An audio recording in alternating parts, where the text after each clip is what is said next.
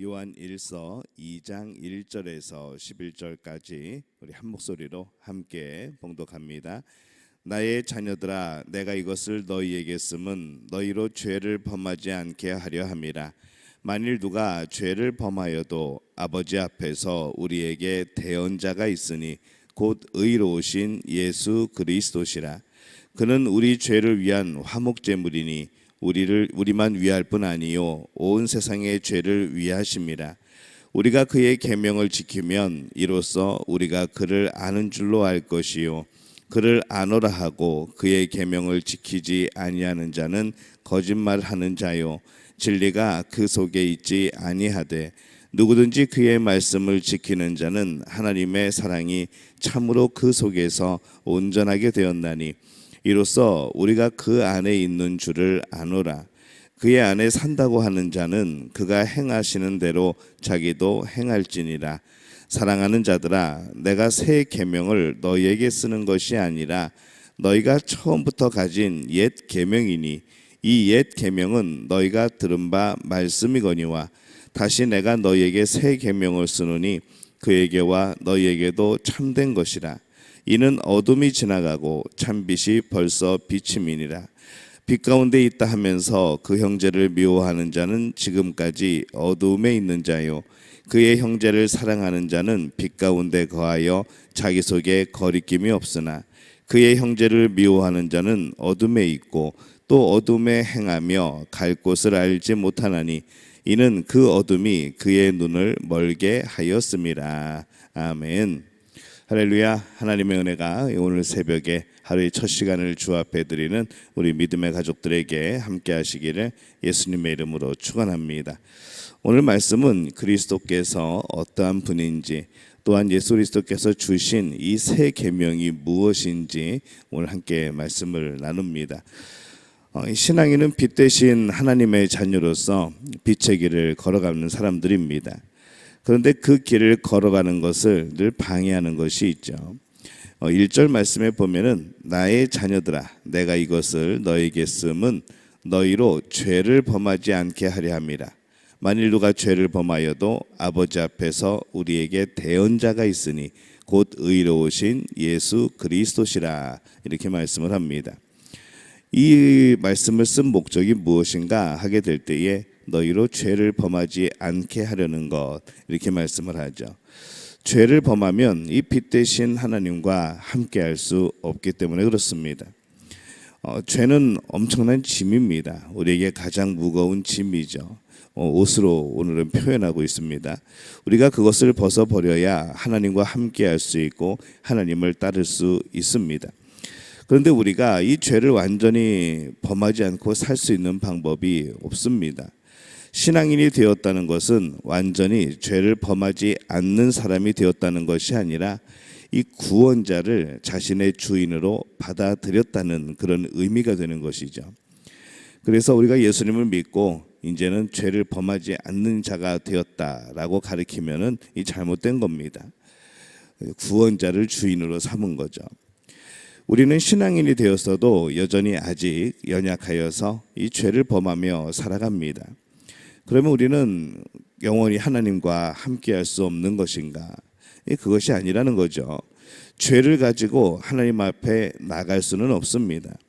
그러나 우리에게 이 죄에 대하여서 대언자가 있다라고 말씀을 하죠. 누가 죄를 범하여도 아버지 앞에서 우리에게 대언자가 있으니 이렇게 말씀을 합니다. 이 대언자는 이 변호사 또는 나에 대해서 지지해 주는 발언자, 그런 의미를 갖습니다. 우리의 사정을 잘 아시는 예수님께서 우리 편에 서서 말씀을 해주신다는 거죠. 그래서 우리의 죄가 용서받고 하나님과 동행할 수 있는 그런 순결한 사람으로 만들어 주시는 겁니다. 이때 중요한 것은 예수님께서 과연 우리가 대언해 줄 수 있는 사람인가 하는 거죠. 예수님이 대언해 줄 수 있는 사람이 되어야 합니다. 이 중요한 것은 우리의 삶의 방향이죠. 우리가 비록 죄를 범하고 있지만 죄를 범하지 않기 위해 애쓰고 있고 또 죄와 싸워서 하나씩 죄를 이기는 방향, 그 삶을 살아가고 있다면 예수님은 우리의 대언자를 기쁨으로 해주실 겁니다. 또한 예수님을 우리의 대언자, 우리의 구원자로 주인으로 이미 모시고 살아야 하는 것이죠. 그러나 우리가 만약 이 방향이 반대로 되어 있다면 대언하시는 예수님의 입장에서 난처하게 되는 겁니다. 우리가 죄를 범하되 뻔뻔하거나 날이 갈수록 더 죄만 범하고 있다면 그것은 누가 보아도 예수님이 우리를 대언하시기에 적당하지 않은 것이죠. 이 대언자이신 예수님은 무조건 우리 편을 드시는 분이 아니라 의로운 분입니다. 우리의 연약함에 대해서 대언하시고 또 우리가 주인으로 섬기기 때문에 우리를 대언하시는 것이지, 우리가 예수님의 사람이 아닌데 예수님이 우리를 대언하시는 것은 아닌 겁니다. 예수님이 우리의 죄를 용서하실 때 이 말로만 또 주장하시는 것이 아닙니다. 오늘 2절 말씀에 보면은 그는 우리의 죄를 위한 화목제물이니 우리만 위할 뿐 아니요 온 세상의 죄를 위하심이라, 그렇게 말씀을 합니다. 예수님은 친히 우리의 죄를 위한 화목제물이 되셨습니다. 우리의 죄값을 다 치르셨습니다. 그래서 우리는 죄의 짐을 더 이상 입지 않고 살아가는 것이죠. 그러니 혼자의 생각으로 이 과거의 짐을 이미 회개한, 이미 하나님께 용서받은 그런 짐을 여전히 지고 있지 말아야 합니다. 과거의 짐을 지고 있는 것은 착한 것이 아니라 불신앙이라는 것이죠. 예전의 삶들, 죄된 삶들을 하나님 앞에 회개하고 예수님께 또 용서를 받았으면은 우리는 그것에 대하여서 용서받음을 믿고 우리는 그렇게 살아야 되는 겁니다. 그냥 옛날 것을 앨범에서 옛날 사진을 보듯이 옛날에 내가 이런 죄를 지었지 그러면서 또 눈물 흘리고 또 회개하고 하는 것이 아니라 이미 용서받은 것에 대하여서는 확신을 가지고 또 우리가 앞으로 하나님께서 주실 그런 영광된 삶, 또 하나님께서 함께 하실 그런 은혜들을 누리며 살아가는 것이죠. 그래서 과거의 짐을 지고 있는 것은 착한 것이 아니고 불신앙입니다. 신앙인이 죄의 짐의 옷을 입고 옷을 벗고 대신 입어야 하는 것은 바로 하나님의 말씀, 이 계명의 옷입니다.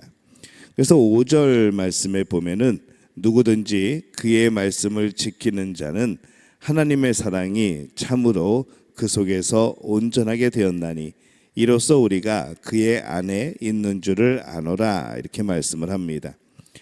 이 하나님의 말씀을 지키는 것이 하나님의 사랑, 이 하나님을 사랑한다는 말을 실제로서 증명하는 겁니다. 하나님을 사랑한다 하면서도 이 하나님의 말씀에 순종하지 않는다면 그것은 하나님을 사랑하는 것이 아니라는 것이죠. 그렇기 때문에 이 하나님을 사랑하며 하나님과 동행하기를 원하는 사람은 말씀을 지키는 삶을 살아야 합니다. 말씀을 지키는 것의 핵심은 바로 사랑하는 것이라는 겁니다. 하나님을 사랑하게 되면 말씀을 사랑하게 되어집니다. 말씀을 사랑하다 보면은 또 하나님을 사랑하게 되어지는 것이죠. 왜냐하면 하나님은 말씀이시기 때문에 그렇습니다. 7절에 보면은 사랑하는 자들아 내가 새 계명을 너희에게 쓰는 것이 아니라 너희가 처음부터 가진 옛 계명이니 이 옛 계명은 너희가 들은 바 말씀이거니와, 이렇게 말씀을 합니다. 오늘 말씀에 특이한 것이 좀 있습니다. 오늘 8절 말씀에 보면은 다시 내가 너희에게 새 계명을 쓰노니 그에게와 너희에게도 참된 것이라. 이는 어둠이 지나가고 참빛이 벌써 비침이니라, 이렇게 말씀을 합니다. 앞에서 말씀에 순종하고 서로 사랑하는 것이 옛 계명이라고 말씀을 하죠. 그런데 8절에서는 이걸 또 새 계명이라고 말씀을 합니다. 왜 서로 상반되는 것처럼 이게 느껴질까요? 이 새 계명의 의미는 옛날에 없는 새로운 것이라는 의미가 아닙니다. 이것은 사람들 마음에 구현되어져야 되는 새로움인 것이죠.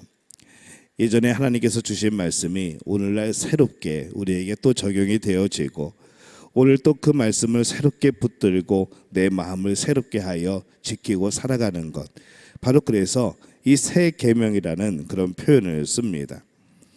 예수님께서 이 새 계명을 말씀하신 것도 이 요한의 편지를 받는 사람들에게는 시기적으로 옛 계명이 되죠. 벌써 2000년 전의 그런 말씀입니다. 그러나 그들은 그것을 또한 새 계명으로 받아들입니다. 오늘 우리는 이 말씀을 들을 때에 2000년 전에 아주 오래된 옛 계명으로 받는 것이 아니라 오늘 우리가 지키고 마음에 담고 순종하며 살아가야 될 새 계명으로 우리는 그것을 받아들이는 것이죠. 그래서 예수님께서 서로 사랑하라는 이 새 계명이 새 계명이라 표현되는 이유가 바로 그것에 있습니다. 말씀은 항상 현재형입니다. 오늘 우리의 삶 가운데 이루어지고 있는 것이죠. 오늘 우리의 삶 가운데 적용되어지는 겁니다. 그것은 제자들이 서로 사랑하는 것이 그들 안에 새롭게 실천되어야 하는 것이기 때문에 그렇게 말씀을 합니다. 그러한 실천은 예수님의 때나 요한의 때나 그리고 지금 오늘 말씀을 함께 나누는 우리에게나 항상 새 계명이 되어지는 겁니다. 모든 시대의 모든 사람들이 말씀에 순종하고 서로 사랑하는 것에 있어서 늘 새 계명으로 들어야 하는 것이죠. 옛날에 이런 말씀을 하셨구나. 옛날에 이런 예수님이 권면을 하셨구나라고 끝나는 것이 아니라 오늘 우리가 지키고 살아가야 될 말씀으로 받아들이는 것. 이것이 바로 하나님의 말씀을 살아있는 말씀으로 받아들이고 또한 새 계명으로 받아들여 실천하는 우리들의 모습이 되어야 됩니다. 어둠이 지나가고 참빛이 벌써 비침이라 이렇게 말씀을 했죠. 이 어둠은 죄가 많은 현재의 시대이고 참빛은 주님의 나라, 이제 오는 시대를 의미를 합니다. 어둠이 지나가고 있는 것이죠. 그리고 참빛은 이미 예수님이 오실 때에 이미 이루어집니다. 또한 주님이 재림하심으로 이제 완성이 되어지는 것이죠. 그렇기 때문에 이 신앙인은 참빛의 이 법인 이 계명에 순종하고 사랑하는 일에 힘을 다하여야 됩니다. 신앙인이 죄의 짐을 벗고 계명의 옷을 입어서 하나님과 동행해야 함을 오늘 말씀을 합니다. 죄의 짐의 옷을 입고는 하나님과 동행할 수 없습니다. 하나님은 빛이시기 때문인 거죠. 빛과 어두움은 공존할 수 없습니다.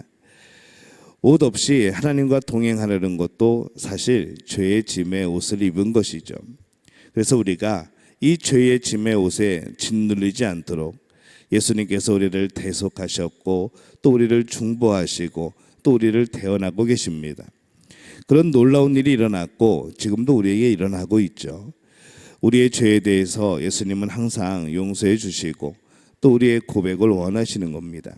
우리가 빛의 자녀 또 빛으로 살아가기 위함입니다. 그럼에도 불구하고 아직도 죄의 짐에 눌려 있는 우리의 모습이 되어서는 안 됩니다.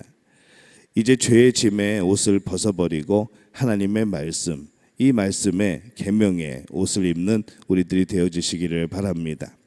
사랑의 옷을 입고 우리가 하나님과 동행하게 될 때에 그것이 정말 하나님이 기뻐하시는 아름다운 그런 동행이 될 줄로 믿습니다. 오늘 말씀을 통하여서 우리 믿음의 가족들은 언제나 옛것에 매여 사는 사람들이 아니라 새롭게 날마다 새롭게 주시는 하나님의 말씀, 날마다 새로움으로 우리에게 경험되어지는 이 하나님의 말씀을 붙들고 살아가는 복된 믿음의 가족들이 되어지시기를 예수님의 이름으로 축원합니다.